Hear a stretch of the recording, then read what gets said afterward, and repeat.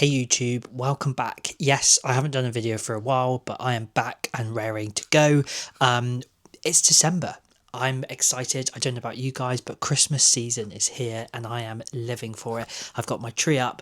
I've got a lot of my presents wrapped under the tree. And yes, I'm excited for this video where I'll be talking about all of my book recs that you need to pick up for Christmas 2025. Yes, I'm going to kind of like use this video as a bit of a kind of like shopping idea. So if anyone is trying to look for book ideas to buy their friend, their partner, whoever it may be, then hopefully this is the video for you. I'm going to break down in 3 sections. We've got standalones, we've got trilogies, and we've got series. And yeah, I'm excited to talk about all of my top recommendations for these categories. So first off, a little bit of a catch up. What am I reading, I hear you ask? Well, I have just started Morning Star by Pierce Brown, and I'm super excited to get back to this universe because I finished Golden Sun and for some reason I didn't go straight through to Morning Star, and Golden Sun is absolutely incredible. It's definitely 5 stars. And yeah, I've so far read a few chapters and I'm absolutely loving it. It's so good to be back with Darrow and seeing his journey. So yeah, super excited about that. Let me know what you guys are reading down in the comments below. What book are you most excited to read in the month of December? You know, it's our last chance to get our last few books in before we start the new year, reset our TBR and get going again for another year of great books. And yeah, this was one of my top choices. I've actually just finished Will of the Many by James Islington, which I don't know why I slept on for so long as I did, because it is absolutely incredible. Like, that book is just amazing. Like, 5-star read, easy, probably one of my top 3 reads of the year, and absolutely loved it. So going from one amazing book hopefully to another. So yeah, let me know what you are reading down below. Yes, so talking about standalones, probably one of my favourite because you're not committing to anything bigger. You can read the book and when you're done, that's it. You've enjoyed it. So I think standalones are the perfect gift. If you don't want to buy a book and for someone that you know isn't maybe a big reader or doesn't want to commit to another big series, then standalones are the perfect gift for this Christmas. So starting off, my first choice is A Song of Achilles, and this is by Madeline Miller. And it's basically a Greek retelling of the Trojan War in the point of view of Patroclus, where basically he falls in love with one of the other characters, and it's really sweet. I think it's a really well done Greek retelling. I think it's really cute. Maybe cute's not the word. It's just really endearing, the kind of relationship that Patroclus has with the other kind of main character, and yeah, I think it's kind of a really lovely kind of Greek retelling with like the theme of kind of like love and destiny and kind of the burden of expectations. So yeah, I really enjoyed this book. I thought it was very good. I gave it 5 stars. It did make me cry, so just a warning, it can be a little bit sad at times, but it's definitely one of the books that I would recommend to pick up for someone this Christmas. My next choice is probably one of my favourite books that I read all year, and that is Blood over Brighthaven by M.L. Wang. And let me just show you my special edition. It's right here on my bookshelf. This is so beautiful. So this is from The Broken Binding. Oh my gosh! And this is her. She is beautiful. I mean, look at the sprayed edge on that. I mean, of course, you don't ever have to get anyone the special edition, but I just love this book so much, I had to pick it up. So yes, this book is a standalone and is absolutely incredible. If the person you love, the person who you're buying books for loves strong female main characters, then this is the book for you. It's got a very unique magic system, which is incredibly well done. It's kind of very kind of academic. So yeah, I would definitely give this as kind of like academia fantasy vibes. And yeah, I really love how the story's going. The first chapter is probably the best first chapter in a book I've ever read. It kind of just hooks you in and then you kind of have to keep reading. And the book, when you finish it, you wish it were a trilogy, a series, whatever. You just kind of like wish it wasn't just one book. So yeah, this is definitely top tier recommendation for a good standalone. The next book actually is by the same author, and that is Sword of Kaigen, which I'll pop a picture up here. Now this book book, if you want to talk about emotions, is an emotional roller coaster, because it has you feeling all the emotions: anger, sadness, like you're happy, like you're confused, like you're energized. This book is just everything. It's kind of like very much kind of like elemental based magic, which is really interesting. Kind of gives a bit of like Avatar, the Last Airbender vibes. But this book is so well done, and you definitely know that it could have been a much, much bigger series than what it was. But as a standalone, which it is at the moment, and I don't think there's plans to make any more, it is probably the epitome of what is epic fantasy. It's story-driven, character-driven, and amazing world building with a very cool magic system. So it's definitely one that I would recommend you picking up. Now, let's go on to the kind of like realm of Brando Sando. Yes, that's Brandon Sanderson, my all-time favourite author. Now, he has some secret projects where you can read them individually without reading the other series. Now, I would personally recommend that you start with the Mistborn trilogy, which I will talk about in this video when we get to the trilogy section. But yeah, I think this kind of particular ones that I would recommend are Elantris and Warbreaker. I'll pop one up here and here. And these are both incredible books. So Elantris is the one that Brandon Sanderson first kind of came out as an author with, and is really well done. I kind of love the dynamic of the story and the magic system, and it has a lot of kind of building tension towards the end, and then has this amazing kind of like ending that just leaves you kind of shocked and amazed. So if you have not read any Brandon Sanderson, I think it's a good start. Otherwise, Warbreaker is my favourite standalone by Brandon Sanderson. And you basically follow the storyline of these two sisters who kind of have a set destiny which doesn't go as planned, which I feel like most of the time in books with destinies, things don't always go as it seems it will. And it's got an incredibly beautiful and complex and unique magic system, which is basically based on colour. And the magic itself is called breath, and if you hold a lot of breath, which you can gain from other people basically, then you can kind of like animate and control things, and it shifts the hues of the colours. And yeah, it's just, when you read it, it's just so descriptively beautiful, and that's why I loved it so much. So then there's also like Tressa the Emerald Sea, Yumi and the Night Painter. There's quite a few kind of like secret history ones, so I will kind of like pop them up here. But yeah, if you kind of want to start, then any of these books you can pick up, and you don't need to continue the series. I mean, I hope that you read them and you do want to read more. But if not, then yeah, it's an amazing kind of like start into the Cosmere. You're dipping your toe in, you're not committing to anything, and I think they are great gifts. Brandon Sanderson is incredible at storytelling, very, very unique magic systems and worlds, and yeah, it's just so well done, and I enjoy his reading so much. So those are my standalone options. Now we're going to get to the trilogies. Yes, and speaking of Brandon Sanderson, I feel like why shouldn't we just continue and start with him? So the Mistborn trilogy is by far one of my favourite kind of trilogies I've probably ever read.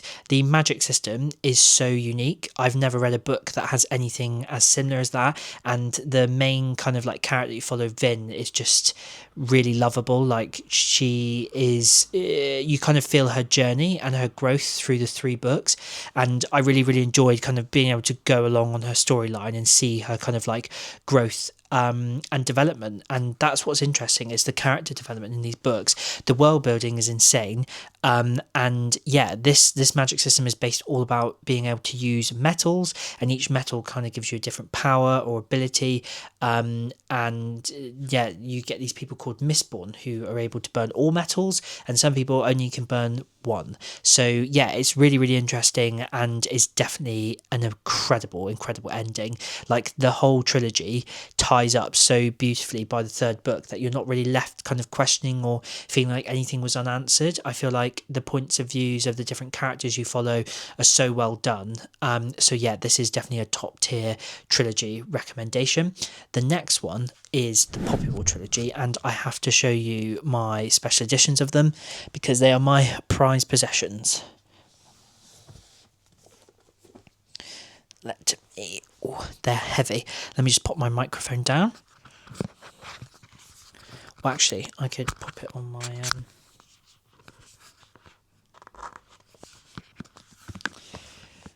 Bookraphone. So these are the special editions, and they are so lovely. And these are from Litjoy Crate, and they are just absolutely beautiful. I have shown them off in another video, so if you do want to check them out, then definitely go and check one of my other YouTube videos out. But yes, these books are absolutely incredible. It follows a very, very kind of morally grey female main character, and the magic system is based off shamanism, which is just really, really cool. I love the kind of like development into the magic system, because when you start off in the book, it doesn't feel like a very magical fantasy, but then as you kind of get through the story, that kind of grows and grows until the very end, where it's really kind of dramatic, and leaves you on an amazing cliffhanger that just makes you want to go into the next book, which I always love. You know, if you finish the book and you just want to open the next one, then that's something that's really well done, in my opinion. So yeah, those are two of the trilogy recommendations that I recommend. The next one is the Shadow of the Gods books by Gwynne. So this is a trilogy. You have Shadow of the Gods, Hunger of the Gods, and Fury of the Gods. I haven't actually read this yet, but so many people that I know have recommended this series, which is why I have all the books on my shelf. I just need to read them. And yeah, I have heard amazing things. If you like Vikings, dragons, and massive amazing detailed battle scenes, then these are the perfect trilogy. I definitely feel that this is an awesome gift that you can get, and the books look beautiful, especially the kind of like special editions with like no kind of like title on the front. It's just like the images of the kind of like dragon and other beasts that you have on the front of the book. So yeah, this is a top tier series that I am eager to get to in 2026. Definitely kind of want to start in hopefully January, seeing how my TBR goes with my January hopefuls. But yeah, Shadow of the Gods by Gwynne with Hunger of the Gods and Fury of the Gods are definitely a trilogy that I would recommend that you pick up as a gift. I think it will be a really, really inspiring read, and if they love epic fantasy, then it's definitely in that category. So guys, now we're getting to our wider series, and this is the exciting one. So if you're looking to give someone an entire series for them to read, then you come to the right place. So first off, if you are looking for a romantasy, then I always started with Akatar, which is called Thorns and Roses series, and I thought that they were very well done. It's got a lot about Fae, and it's got very, very cool magic with really good kind of like undertones of found family, and yeah, I really enjoyed them. I read them when I was on holiday and then continued them when I came back last year, and it's a book series that I recommend. I think it's a really good series to start with, especially if someone's new to fantasy, and you're trying to kind of like, you know, dip their toe into fantasy but keep it light, then Akatar is where it is.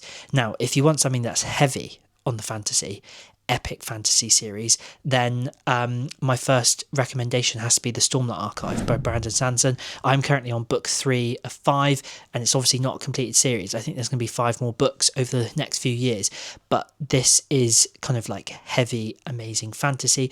All of them that I've read so far, I've given 6 stars. Like I normally rate up to 5, but they were just that good. They had to have 6.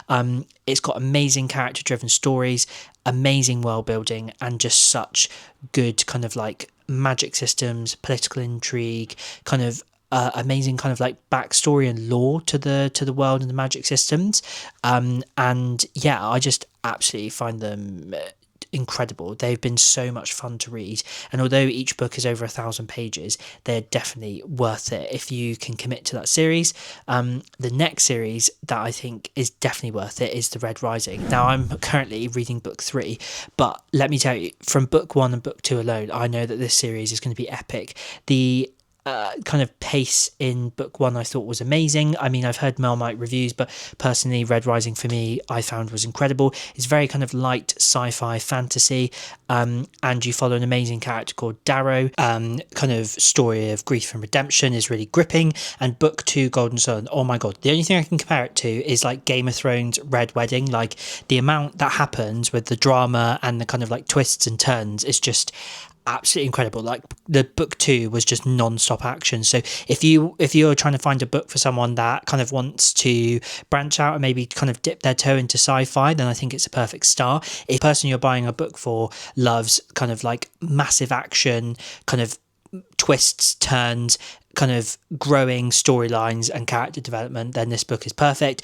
I think Red Rising is a very, very popular book amongst kind of like Book Talk, Bookstagram, Booktube. Like, it's come up so much, and I was a bit hesitant when I first started it, but oh my god, is it absolutely incredible. I think it's a great book for both men and women, but I definitely know it's kind of popular amongst male kind of book readers, and it's getting a lot of people into the kind of like sci-fi fantasy space. And of course, my last series is from an amazing author called A.C. Salter, and it's the Bane of North series. Again, if you love Vikings, Norse kind of mythology, epic magic with gods and creatures and everything in between, then the Bane of North series is absolutely incredible. Gallowsborn book 1 I think is a fantastic start to introducing you to the characters that are involved in it, and you follow a main character called Bane, and yeah, it's so well done. I think it's a really, really kind of fun and developing read. I think the kind of storyline with the characters that you follow kind of flows really well between the books, and I think that as a series there's no kind of like dull book within. Like, all 5 of them I've rated 5 stars when I've read them. I think that each one adds a new unique element to the story, and by the 5th book, which is Thorns and Ivy, at the very last book, they all come together so well. The storyline finishes off really well and then kind of helps branch into his new series that he's writing, which starts off with The Not Chosen, which I will actually be continuing in January. And yeah, I think the kind of like Viking side of it is really good. The Norse mythology side is brought in really well, but is kind of not the centre of the storyline. It's very unique to his kind of world building around the story. And I think the magic system is really well done, and having kind of like epic grand gods that are really kind of like all empowering and kind of almost world ending is just so well done. And it's been one of my kind of like favourite series reads of the year. So yes, these are my book recommendations. We've had standalones, trilogies and series, and I think that all of them that I recommended are my personal picks for books that I would buy for my friends who are into reading, my loved ones. And yeah, if you've read them, then definitely let me know your comments down below. But all of these books definitely hold a place in my reading journey so far this year, and will continue in some of the ones that are just on my TBR that I need to get to. But yeah, hope that you enjoyed this video, and if I don't see you before, have a great Christmas.